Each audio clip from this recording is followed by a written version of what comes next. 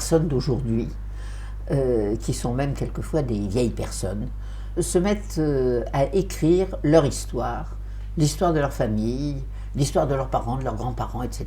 On constitue une mémoire familiale. Quelquefois, on l'agrémente de films, quelquefois on l'agrémente de photos, mais on raconte l'histoire de la famille, l'histoire des ancêtres. Alors pourquoi? Et puis les gens racontent leur propre histoire. Comment nous en sommes venus à faire ceci, cela. Comment moi j'ai été cet homme que je suis aujourd'hui, mais avant il a été un jeune homme, avant un petit garçon. Je vais vous raconter tout ça.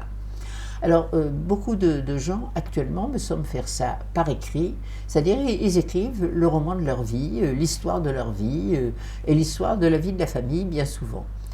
Il y a quelque temps, j'avais l'impression qu'on disait beaucoup, voilà, ma propre histoire, celle de notre famille nucléaire. Mais maintenant, j'ai l'impression qu'en plus, on s'occupe aussi des origines de la famille, c'est-à-dire qu'on essaie de plus en plus de faire un tableau d'ensemble. Voilà, et à quoi ça va servir? Pourquoi on fait ça? Eh bien, on fait ça pour laisser une trace, d'une part, et pour que nos enfants, nos petits-enfants, nos arrière-petits-enfants puissent lire leur histoire dans l'histoire de la famille. Et je trouve qu'il y a dans cette démarche-là quelque chose de très beau parce que on donne une continuité. On est en train de présenter une continuité et dire tu t'inscris là-dedans, tu pourras t'inscrire différent, tu peux aussi t'inscrire comme héritier de cette famille et donc vouer à continuer la même chose. Il y a eu une ascension familiale, ben, tu vas continuer cette ascension, tu iras encore plus haut que nous. Il y a eu beaucoup de malheurs dans la famille, on les a réparés, on a su tenir bon, voilà le modèle que nous t'offrons. Alors, en même temps, c'est quelque chose de très, très précieux, je crois qu'on offre à ses enfants, petits-enfants et arrière-petits-enfants, quand on pratique ce genre de choses, et en même temps, on risque de les enfermer.